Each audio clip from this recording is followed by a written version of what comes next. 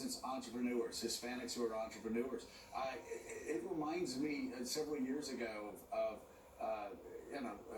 gay Republicans. And people say, how in the world can you be a gay Republican? And the answers would usually be this. Well, okay, I'm gay. I'm also an entrepreneur. I'm also a Catholic. I'm also this. And then they would tick down the list. They say, yes, this is one part of me. This is one part of who I am.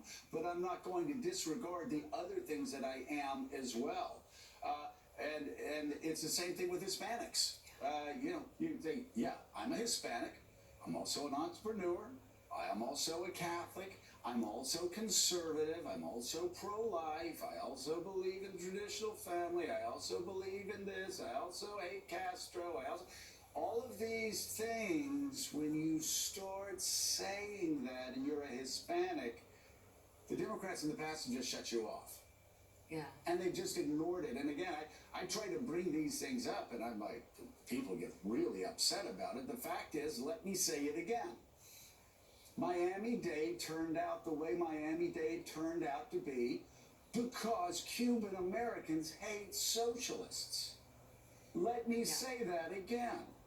Cuban Americans, Nicaraguans who have come to America, and Venezuelans who have come to America, they hate socialism. And you may not like that on Twitter, but you might better just keep your head buried in Twitter and not run Democratic campaigns, because until you understand that, until you understand what Rev and I have been saying for years, that black Americans are conservative with a small c, and not woke, not latte liberals, as the Rev says, until you understand that, you're going to keep getting surprised as this country becomes more diverse. Those votes aren't automatically going to come to you as a Democrat. You've got to go to them and understand them, their lives, how they're living, why they may hate socialism, why they may hate Castro, why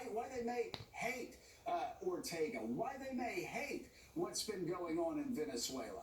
You gotta understand that, instead of from your woke castle in New York City, or your ivory tower, or whatever outrageous imagery we can you gotta understand this. It's a reality. Why is it so important now? Go read the New York Times headline. Hispanics deliver Texas to Joe Biden. All the white voters that we've been talking about for the past year or two in the suburbs, all of those gains for Democrats were erased by Hispanics in Texas who left the Democratic Party and voted for Donald J. Trump. It's complicated. You can't figure it out on Twitter. You actually got to go to where they live. And when they tell you something that you disagree with, it might be better to just write it down, dig deeper, try harder, figure out how you get them back to the Democratic side. So, Republicans